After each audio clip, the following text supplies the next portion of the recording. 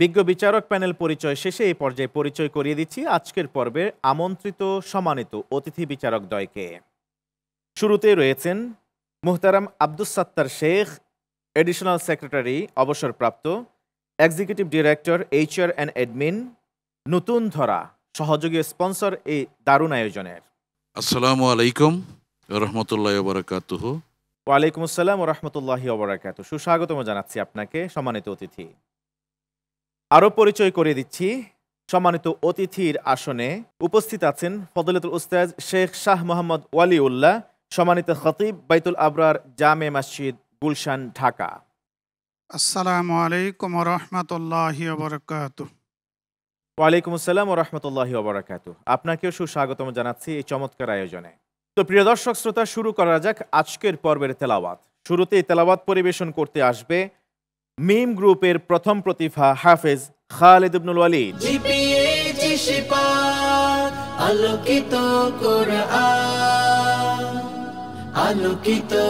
আসসালামু আলাইকুম ওয়া রাহমাতুল্লাহি ওয়া বারাকাতুহু। ওয়ালাইকুম আসসালাম ওয়া রাহমাতুল্লাহি ওয়া বারাকাতুহু। রেডি আছো? জি ইনশাআল্লাহ। ভালো করতে হবে ইনশাআল্লাহ। কেমন? ইনশাআল্লাহ। যাব প্রশ্নের জন্য বিজ্ঞ বিচারক ফজলতুল উস্তাজ ডক্টর ফাউকি মুহাম্মদ জাওয়াদা হাফেজাহুল্লাহর কাছে। اقرأ من قوله تعالى يا أيها الذين آمنوا كتب عليكم القصاص في القتلى. أعوذ بالله من الشيطان الرجيم.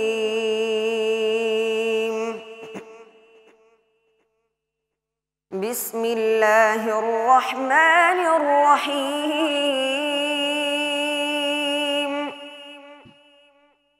يا أيها الذين آمنوا كتب عليكم القصاص في القتلى الحر بالحر والعبد بالعبد والأنثى بالأنثى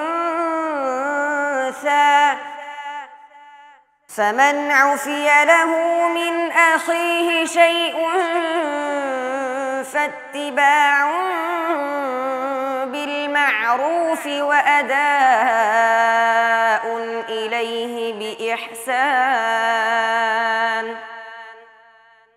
ذلك تخفيف من ربكم ورحمة فمن اعتدى بعد ذلك فله عذاب أليم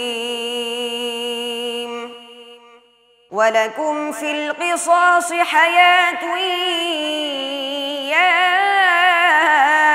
أولي الألباب لعلكم تتقون كتب عليكم إذا حضر أحدكم الموت إن ترك خيرا الوصية للوالدين والأقربين بالمعروف حقا على المتقين فمن بدله بعدما سمعه فإنما إثمه على الذين يبدلونه إن الله سميع عليم. حسبك. صدق الله مولانا العظيم وصدق رسوله النبي الكريم. মাশাআল্লাহ মাশাআল্লাহ। খালিদ ইবনুল ওয়ালিদ, বিজ্ঞ বিচারকের কাছ থেকে সার্বিক মূল্যায়নের বিষয়ে জানতে চাইব। ফজলতুল উস্তাজ। قراءة عطرة ما شاء الله وصوت جميل وأداء رائع. حفظكم الله وبارك فيكم متمنين لكم التوفيق والنجاح بإذن الله تعالى. আকরামাকুমুল্লাহ। ফজলতুল উস্তাজ শেখ। ফদিলাতুশ শেখ ফাউকি মুহাম্মদ জাওয়াদ হাফিজাহুল্লাহ খালিদ বিন ওয়ালিদের তেলাওয়াতে সন্তুষ্ট হয়ে তিনি বলেছেন তার হিফজ, তার তেলাওয়া, তার তাজবিদ সব কিছু অসাধারণ এবং ভালো ছিল। আল্লাহ পাক তাকে হেফাজত করুন এবং তার জন্য তিনি সফলতা এবং দোয়া কামনা করছেন। আপনাকেও ধন্যবাদ জানাচ্ছি বিজ্ঞ বিচারক। এবার যাব আমরা আমন্ত্রিত সম্মানিত অতিথির কাছে। সম্মানিত অতিথি মুহতারাম আব্দুস সাত্তার শেখ, কিভাবে মূল্যায়ন করছেন প্রতিযোগীর এই তেলাওয়াতকে? মাশাল্লাহ, আলহামদুলিল্লাহ, অনেক সুন্দর তেলাওয়াত। আসলে আমাদের সন্তানরা যে অনেক বেশি ভালো করতে পারে এবং আমরা তাদেরকে দেখে অনুপ্রাণিত হই।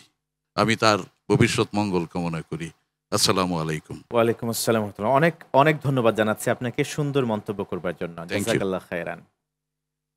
খালিদ ইবনুল ওয়ালিদ, ইনশাআল্লাহ তাআলা আশা করছি ভালো কিছু হবে। কেমন? আল্লাহ তাআলার কাছে দোয়া করো। বিজ্ঞ বিচারকগণ সুন্দর মন্তব্য করেছেন তোমার ব্যাপারে। ধন্যবাদ। والسلام عليكم ورحمة الله وبركاته. ওয়ালাইকুম আসসালাম ওয়া রাহমাতুল্লাহি ওয়া বারাকাতুহু।